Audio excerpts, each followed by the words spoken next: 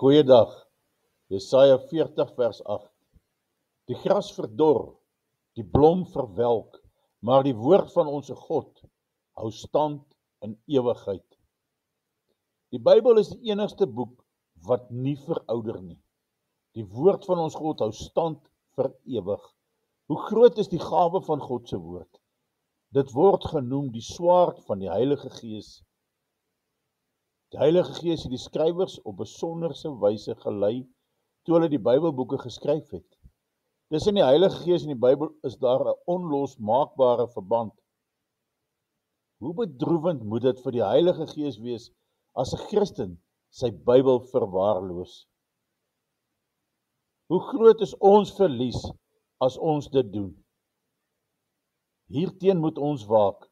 Die Bybel is ons groot aanvalswapen teen die Satan. As die Satan met sy verleidende invluistering na jou toe kom, moet jy hom teenstaan deur vas te hou aan die beloftes van God se woord.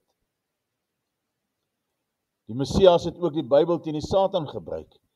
Elke keer het die Heiland tydens die groot versoeking in die woestyn die Satan geantwoord deur 'n Bybelteks aan te haal.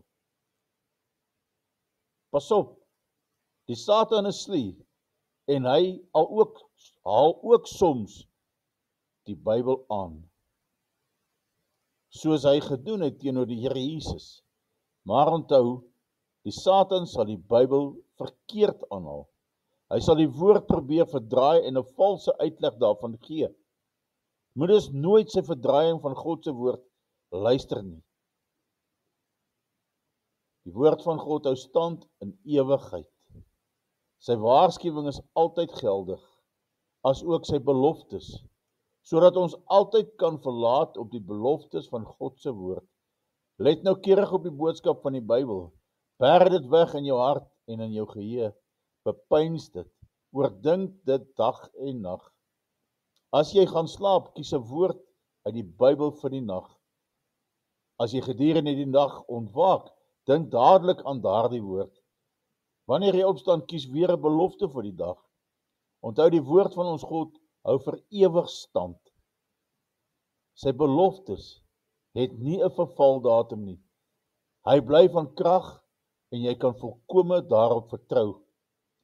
God verander nie en juis daarom kan ons met gerusheid op sy woord verlaat. Johannes 17 vers 17 sê, heilig hulle in u waarheid. U woord is die waarheid.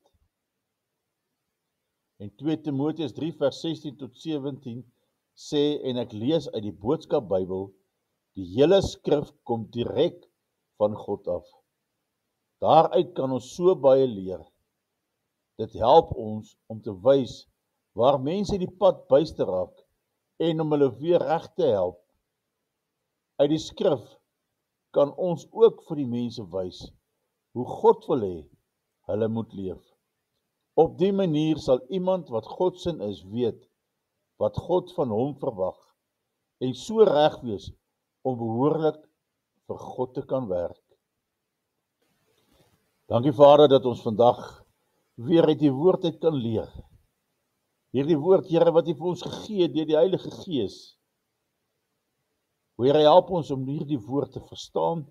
Vader, help ons om hierdie woord te kan versprei en mense na U toe te lei. Seën elke luisteraar wat hierna luister, Here. Ek bid dit in Jesus naam. Amen.